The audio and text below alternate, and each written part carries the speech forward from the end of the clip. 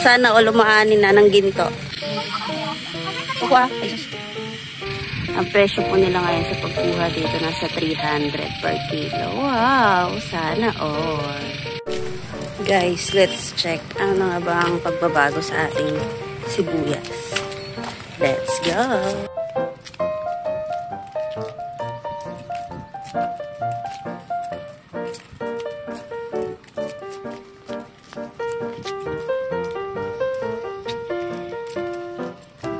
Kay Papa.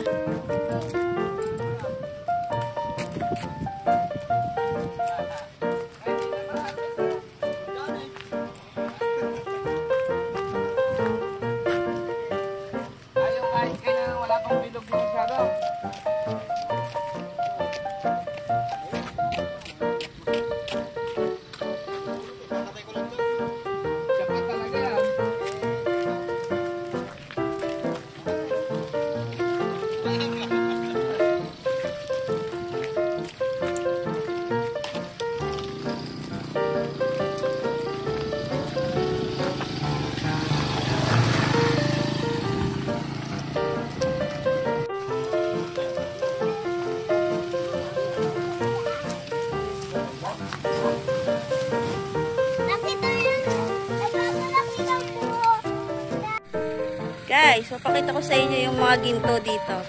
Sana all umaani na ng ginto. Ayun. Ayun.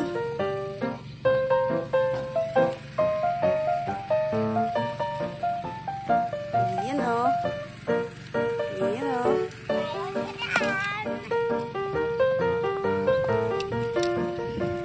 Ano na ko gusto?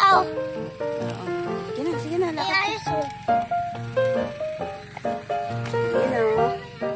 sana all. Sana all na lang. Opo.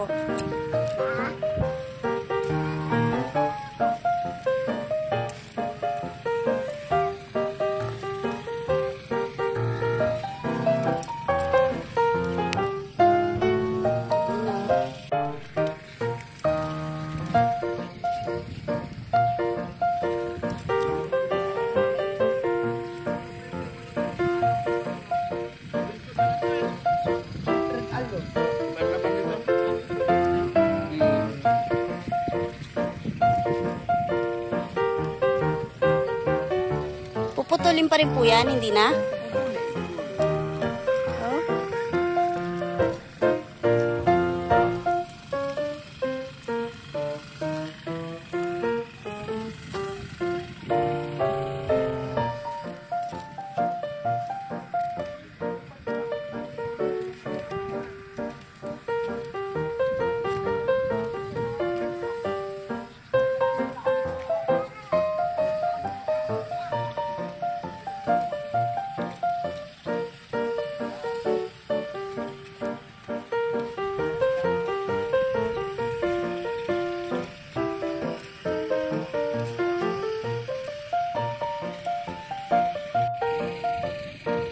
Guys, sana all umaani na ng sibuyas.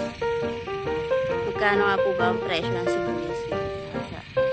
Ang presyo po nila ngayon sa pagkuha dito nasa 300 per kilo. Wow! Sana all. Kahit ako kung ganito, papaani ko na rin ha.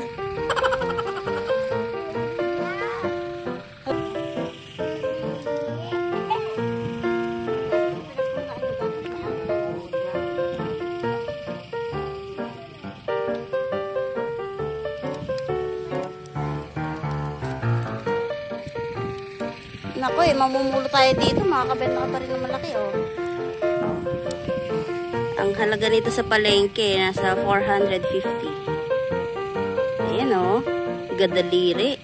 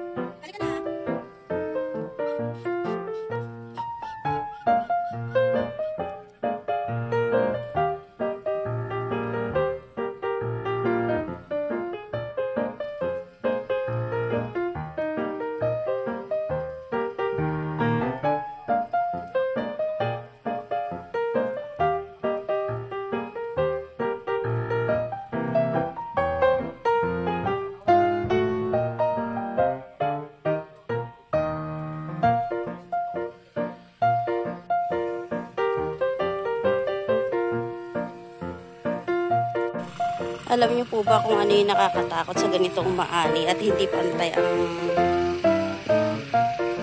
paglaki nitong magkakatabing sibuyas? Katulad po nito, inaani na siya. Ito. Lilipat ngayon yung mga uod dito sa maliliit pa lang. Makikita niyo po, maliliit pa lang siya. Pudpud na yung dahon niya. Hindi na po siya makakalaki.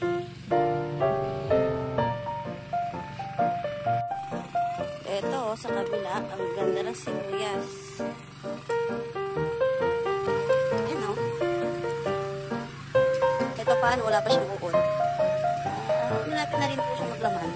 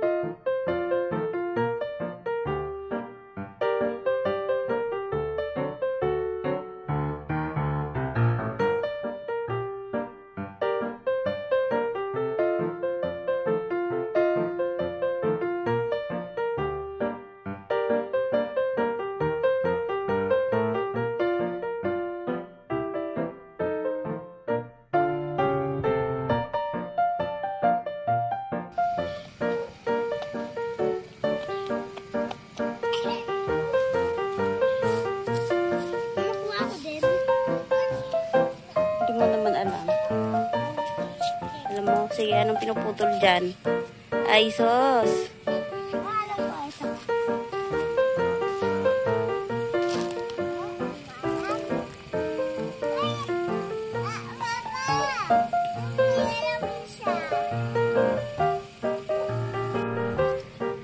Ito po ang sibuyas natin, mga kumarich. Ayan, papalaki pa lang po sila. Dito sa gawin dito kasi hindi po sila naitanim. Pero, dito sa gawin dito, ayan, malalaki na sila. Malapit-lapit na rin po sila maglaman. Ayan, medyo violet na yung tangkay. Ayan. Pero, inuuod na mga bes. Katulad ng mga bes yung higad, charot.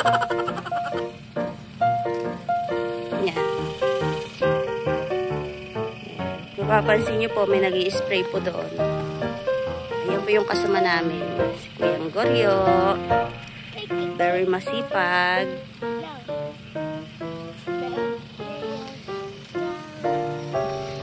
Araw-araw po yan i-sprayan. Kasi po, ang uod, isang gabi lang. Ubos po lahat ng dahon niya.